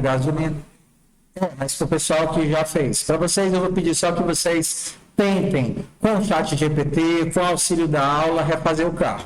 O objetivo de vocês é esse daqui, certo? Então, ó, eu já estou rodando aqui, vocês vão ter o vídeo para poder rodar e testar. Então, vamos ver o que ele quer de mim de teste agora. Para quem nunca mexeu no Shell do Linux, você não precisa digitar tudo de novo, tá, pessoal? Só colocar para cima, ele já carrega o último comando e aí você dá só o Enter e ele roda de novo. Agora, como é que eu coloco para testar dele? Você digita aqui, ó. Lembra que eu tinha o down para poder baixar? O run, ele roda. E aí ele pede o arquivo de testes e o arquivo de solução. Eu vou colocar aqui no README do repositório. Vocês têm o repositório, vou mandar o repositório para vocês, tá? Qualquer dúvida, vocês perguntam lá no grupo, tá, professor? Me manda aí as descrições. Então, por exemplo, ficou faltando aqui, ó. Aqui para baixar o projeto, a gente faz isso. E para rodar os testes, a gente faz o TKO run para baixar os testes. Entre na pasta e aí você roda passando o arquivo de testes e o arquivo de solução. Que aí, se você renomear, é para o nome que ele tiver. Então, beleza. Para abastecer, eu tenho que pegar essa gasolina e colocar dentro do tanque. Então, a quantidade de gasolina que eu tenho no tanque vai aumentar da quantidade de gasolina que ele pede que eu coloque no tanque. Show! Ah, perdão. Beleza. Agora ele já está pedindo para dirigir. Só que para dirigir, eu só posso dirigir se tiver alguém no carro. E aí a gente vai teste por teste. O único desafio desse projeto, e aí eu deixo como diversão para vocês, vai ser o método dirigir. Porque mesmo que sejam só if-elses, é esse monte de if-elses assim, com validações para vocês brincarem de quebrar a cabeça. Mas se vocês fizerem como usando o cláusulas de guarda, é muito mais fácil. Então, dirigir, o método trivial do dirigir é fazer o quê? Imaginando que tem gente, tem gasolina e dá para andar tudo, é fazer o quê? A distância que ele me pede para dirigir, eu vou tirar da gasolina, é assim? Se eu tenho 50 de gasolina, ele me pede para dirigir 20 quilômetros, de 50 vai passar para 30, e a distância que ele me pede para dirigir vai aumentar na quilometragem. Então, esse é o código base. Então, a gasolina vai diminuir de distância e a quilometragem vai aumentar de distância. Esse é o caso Blue Sky, céu azul, onde nada deu errado. Mas se algumas outras coisas derem errado, a primeira coisa que pode dar errado, não tem ninguém no carro. Então, se a quantidade de passageiros for igual a 0, eu não posso deixar o carro sair. Console.log, não há ninguém no carro. E retorna. Lembra, o return é importante, porque resolve o teu problema. Não posso dirigir. E sai. E aí a gente vai, isso, teste, pós-teste. Aqui eu acho que vai passar no primeiro. Agora, já vai para o segundo. Se eu peço para andar 70 quilômetros e só tem 50 de gasolina, eu posso andar os 70? Não. E aí a gente vai para o segundo teste. Então eu paro por aqui, porque já estourou o meu tempo. Eu vou mandar esse código aqui para vocês, que eu fiz agora. O Drive eu criei agora. Esse código que eu acabei de fazer, eu vou mandar para vocês. O objetivo é que vocês consigam fazer esse código. Presta atenção. Foca aqui, pessoal. O objetivo é que vocês consigam fazer o código sem consulta. Vocês vão ter a classe e vocês vão ter o vídeo. Mas o objetivo é que vocês cheguem aqui e dizem assim, se o senhor me pedir para fazer, eu faço sem olhar para o que o senhor fez. Entendeu? Então, vocês podem copiar da primeira vez, copiar assistindo o vídeo, dar Ctrl+C, botar no monitor e olhar para o lado e copiar do jeito que vocês quiserem. O objetivo é refazer sem consulta. E vocês só vão conseguir fazer isso tentando. Faz copiando da primeira vez e da segunda faz de cabeça. Não conseguiu fazer de cabeça? Volta, olha e faz copiando. Depois apaga e tenta fazer de cabeça. É assim que a gente aprende. Metas estabelecidas? Metas. Oi. Distância igual. Isso daqui, número, é o tipo da variável no TypeScript. Seria como se em Java eu dissesse int distância. Tá declarando a variável. Estou declarando, porque a declaração do TypeScript é sempre depois. Então, quando eu digo que o drive é void, no Java seria equivalente a fazer um void drive. No TypeScript não existe int, float não existe isso. Não existe float double. É tudo number. Então, o number é o genérico que define a categoria de números. Tudo é number. Então, você está dizendo que você está recebendo um número. E aí você não faz distinção entre inteiros e pontos flutuantes. Agora, se fosse, por exemplo, eu tivesse uma característica, seria Não existe. Você existe string. Então, se você quiser forçar um caractere, é um caractere que tem tamanho 1. Não existe o tipo char, não existe o tipo int, não existe o tipo double. Então, você vai tendo que fazer ajustes. Existe o boolean, existe o void, e existe o undefined, e não existe outro que a gente vai... A gente vai ver mais pra frente, porque existe uma camada de abstração para entender o que são tipos vazios, entendeu? Então, tipos vazios seriam o void, o undefined e o none. E aí, mesmo que eles definam nada, eles definam nadas diferentes. Mas a minha dúvida aqui é, como é que ele vai recebendo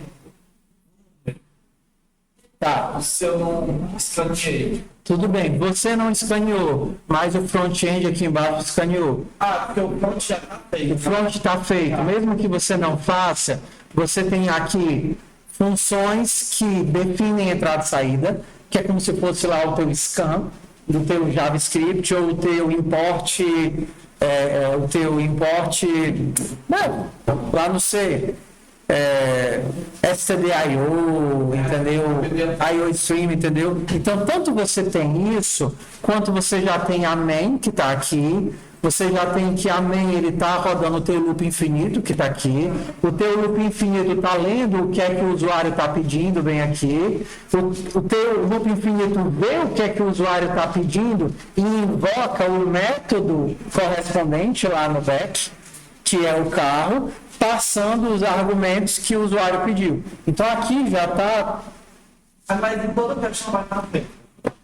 Se não tiver feito, eu vou ensiná-los a fazer. Mas se a gente executar só a classe, a gente vai abrir lá no console quando a gente digitar? Não. Já Porque, tem os testes junto. é porque assim, para o pessoal, principalmente para o Samuel e para vocês três, eu fiz em um dia equivalente a 2 semanas de aula.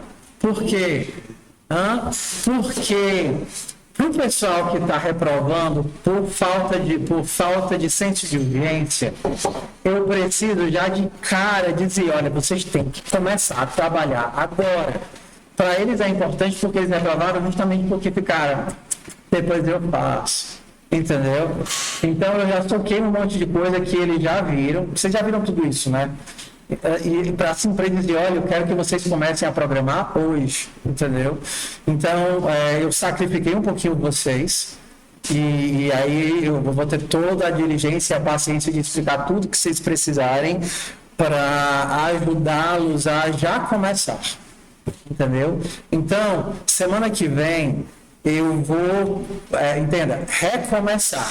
A gente vai fazer a introdução ao TypeScript, eu vou falar de tipos, variáveis, definição, entendeu? O que seriam, o que seria if, else, for, o que é que ele permite, o que é que ele não permite, sobrecarga de tipo, definição de escopo, definição de função. Então, eu vou fazer tudo isso na semana que vem. Então, de calma. Aí semana que vem também a gente vai sentar com calma e eu vou explicar o que é a definição front-end e back-end para os nossos projetos, explicar como é que ela foi criada, o que é que ela realiza, como é que ela interpreta os testes, para não ser só uma coisa cuspida na cara de vocês. E aí, na terceira semana, eu vou mostrar como é que nós faríamos com que esses projetos fossem realmente interativos, que eu possa sentar e aí no carro dar os comandos para o carro rodar. E não só esse jogo de teste, mas, ei, quero botar a pessoa para dentro do carro, botar outra, deu certo, eu tiro o carro, eu tiro a pessoa, entendeu? Mas isso, como é muito conteúdo em pouco tempo, a gente vai fazendo isso daqui paulatino. Então, inspira e bora devagar. Aí eu vou falar ainda sobre como usar o Copilot, como usar o ChatGPT de forma inteligente, de forma que auxilie no aprendizado, porque são ferramentas que existem e usadas da forma adequada, elas são maravilhosas, entendeu?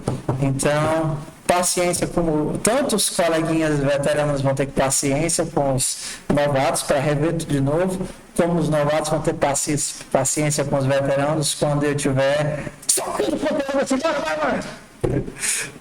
Ok? Tudo bem? Se você acha que. E por que tu reprovou? Deixa eu parar aqui a gravação.